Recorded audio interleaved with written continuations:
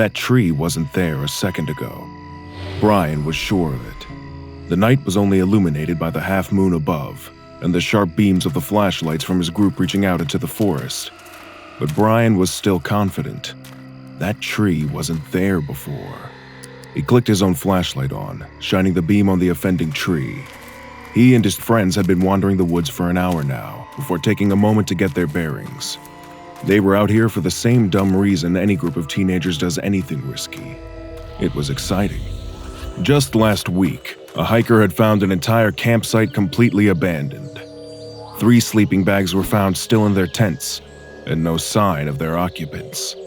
The only clue authorities found was a large bloodstain on the side of a smashed tree, a half-mile from the campsite. Reports of the incident had spread like wildfire through the local community, and Brian and his friends couldn't resist the dumb teenage urge to investigate missing campers and the rumors of a forest monster. It sure had seemed like a good idea in the daylight, but that was before night fell, and before a tree had suddenly appeared where it didn't belong. Brian's light bounced off the offending tree.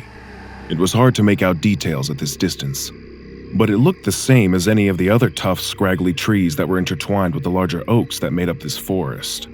He could only see part of it, as the rest was hidden by foliage and the thick trunk of a robust oak directly in front of it. "Hey! Hey!" Brian quickly hushed his voice to a whisper, though he wasn't really sure why. It's not like trees could hear. "Come look at this." It took several attempts to call his friends over. The whole group seemed to be goofing off, scaring each other and thoroughly enjoying their spooky monster hunt, which so far had led to nothing. The entertainment was wearing thin, though, and already the group was getting bored hiking through the woods and ready to move on to a different adventure. The dark, quiet, scary forest had quickly lost its novelty. Check that tree out. It wasn't there before. His friends didn't even try to hide their derisive giggles.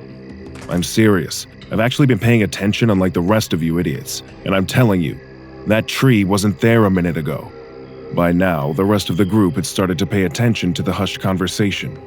Okay, I'll go check this spooky tree out," one of his friends said, and began to walk towards the tree.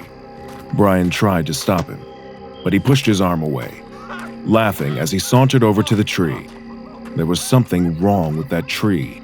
Brian knew it, but he hated to admit it. He wasn't brave enough to check it out himself. Besides, maybe his friends were right, and it was nothing. That must be it. He just didn't notice that tree before. Brian's flashlight lit the way, and his friend finally reached to within a few feet of the tree. It was partly hidden by the big oak in front of it, but now that he was closer, his friend could see that it looked a lot like the skinnier, scraggly trees that populated the forest. It even looked like the trunk of the tree split into 2, a few feet off the ground. And peculiarly, he couldn't really see any branches or anything sticking out of the trunk as it rose out of sight to the canopy of the big oak above his head. It was definitely a weird tree, but this was a forest full of trees. Some of them were bound to be weird. With a dramatic flourish, his friend whipped around. "Dude, it's just a skinny tree." The rest of the group began to crack jokes about killer trees, at Brian's expense. Brian felt his face burn hot with embarrassment. "You know what your problem is? You've got an overactive imagination. It's like that time you said you saw Bigfoot. There's no such thing as a—" Brian blinked, and in a blur of motion, his friend was gone. Brian's flashlight fell on an empty patch of forest where his friend had been standing just a moment ago. The only movement the shaking of the tree canopy as it settled back into place, as if something huge and very fast had just moved through it. Then, silence. And a moment later, something wet, like scattered raindrops, splashed on Brian's face. Hands shaking in disbelief, Brian lifted it up to his face and wiped the wetness away before lowering his fingers down into the beam of the flashlight. Blood. The crackling noise of an emergency alerting system blared out from the woods ahead of Brian, and in horror, he watched as the tree he'd been previously focused on seemed to come to life. The trunk lifted itself out of the ground, splitting into 2, and Brian realized he wasn't staring at a tree trunk at all. He aimed his flashlight up in growing horror. They were legs, lifting themselves out of the ground where they'd been embedded, and striding towards him. As the creature broke clear of the canopy, Brian's flashlight at last illuminated it in all its terrible glory. It was a monster. Huge, spindly legs supported an emaciated torso. Two massive arms that were just as disproportionately long and spindly as the legs ended in gigantic skeletal hands. One of those hands reached so low it dragged on the ground as the creature moved. The other was busy putting something into one of two mouths the creature seemed to have. Both of them at the end of what looked like public alert speakers. He could see now that it was his friend being shoved into one of those mouths, while the other mouth seemed to shriek out electronic noise, the intensity of it overwhelming Brian's senses. The group screamed, and two of them took off running in one direction, another in the opposite. In a flash of inspiration, Brian threw the lit flashlight off into the woods and ducked behind a tree, hoping that perhaps the creature would be attracted to the light and ignore him. The monster seemed to take the bait, passing by Brian as he cowered behind his tree and moving in the direction of the flashlight. It must have stood at least 30 feet tall, and yet it moved with incredible agility. Despite its massive size, it barely made any noise as it rushed after Brian's thrown flashlight. The only sign of its passing was the shaking of branches on the trees around it, and of course, that terrible electronic noise.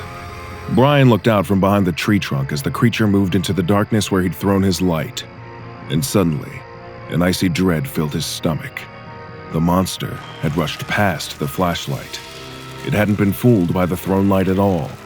It was rushing towards its next victim. Brian's mind raced. What could he do? He wanted to yell, scream, and get its attention, to draw it away from his friend. He knew that was the right, brave thing to do. But instead, he did nothing, and soon lost sight of the creature in the thick woods. Then, he ran. But not in the direction of the monster and his solo friend, but in the same direction his other pair of friends had gone. He almost crashed right into one of them as he tore through the underbrush as fast as his legs could take him. Both of them looked as if they were barely keeping it together. But why were they still here when they should have been running? Just then, it dawned on Brian. They had come back to do the right thing that he couldn't, to save their other friend. Brian felt guilty and horrible about what he had done, but there was no time to dwell on it, because suddenly, there was a burst of electronic noise and a sudden, sharp scream in the distance. It must have gotten their friend. No one in the group was going to hesitate this time, and they all started running.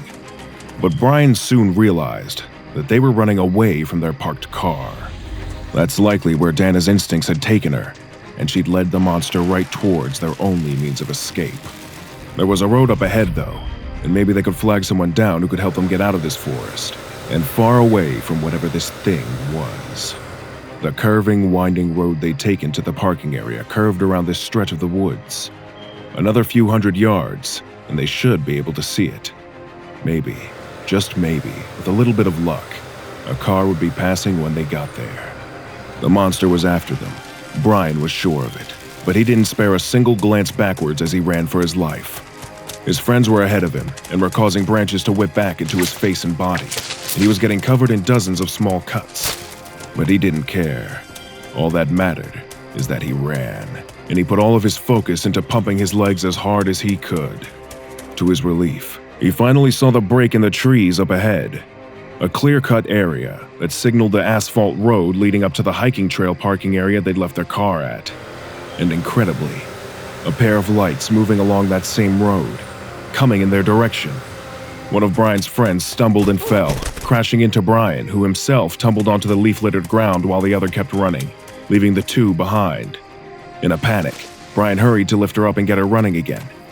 They had to move. The monster was out there, no doubt closing in on them, its massive strides easily outpacing them even if it couldn't run. Half dragging, half stumbling, Brian managed to get them both up onto their feet and moving again. His eyes locked on the growing pool of light ahead of them from the approaching vehicle. His friend up ahead ran out into the middle of the road, giving the driver of the vehicle just barely enough time to swerve and avoid hitting him. As the car screeched to a halt, The angry driver climbed out, a balding middle-aged man, levying curses at him.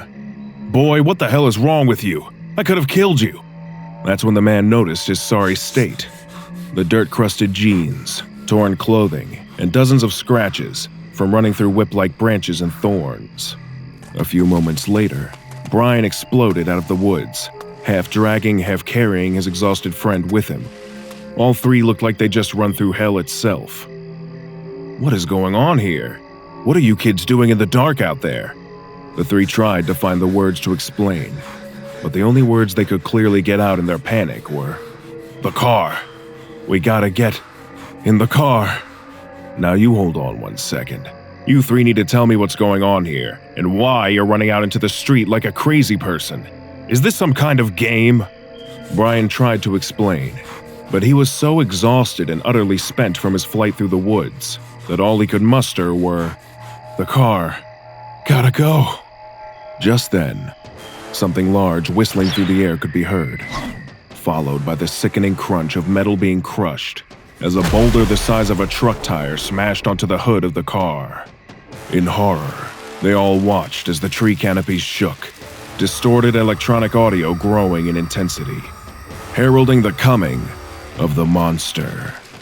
Brian knew he should run, but try as he might, his legs wouldn't listen. With the thunderous cracking of branches, the creature cleared the tree line, at last revealed in all its horrible majesty. Brian had been right. It stood about 30 feet tall, and its terrible body reminded him of the photos of emaciated war refugees he'd seen in history class. For a moment, it stood, distorted electronic noise washing over the group. It was clutching something in its left hand, which it let fall to the ground with a dull, wet thump. Tearing his gaze away from the creature, Brian realized the indistinct lump now laying on the asphalt was the broken and shattered remains of his friend. Then, suddenly, like a great electronic roar, the creature blasted the group with a horrible, wailing siren. The intensity of the noise caused Brian to double over, his hands futilely pressed against his ears in an attempt to block out the wailing roar of the creature's siren. He knew he too was screaming, along with the rest of the group, but he couldn't hear anything over the deafening siren, not even himself. It was the loudest noise he had ever heard, shaking every cell of his being until he thought he would simply fall apart from the intensity of the noise. Then, suddenly, silence. Brian couldn't hear a thing. He could still feel the vibrations from the incredible noise rippling through the air and crashing into him, but he heard nothing. He could see his friends and this helpful stranger, hunched over or rolling on the ground in agony, mouths open in screams, but there were no sounds. He could feel the warm blood trickling past the fingers he desperately shoved into his ears to block out the horrible noise. And then he could feel the giant monster taking 2 steps forward. 2 massive hands, fingers long and skeletal. What flesh still clung to them, desiccated and mummified, reached down from somewhere above Brian and snatched one of his friends and the man who had stopped his car, lifting them up and out of view. His other friend had been knocked flat on her back by the pressure and intensity of the creature's siren-like wail, and Brian could see her looking up and screaming silently in terror as the monster lurked above Brian somewhere. Then, a massive foot came crashing down, silencing her forever. Brian could hear nothing, but he felt the impact of the foot crushing the life out of his friend. He could also feel the rush of air and 2 smaller thuds on either side of him, and didn't have to turn and look to know that they were the remains of his friend and the stranger who had been caught in the wrong place at the wrong time. The horrible, wailing siren sound waves crashed into and over Brian with terrible impact, and he didn't have to turn and look to know that the creature's bony hands were reaching for him. This was Siren Head, and as Brian and his friends learned that night, he can't be beaten. The piercing sirens you hear in the distance are as much an announcement of its arrival as they are a warning for you. And if you hear their ear-splitting cries and the sound of strange, static-filled broadcasts, remember that you only have two options: keep running or die.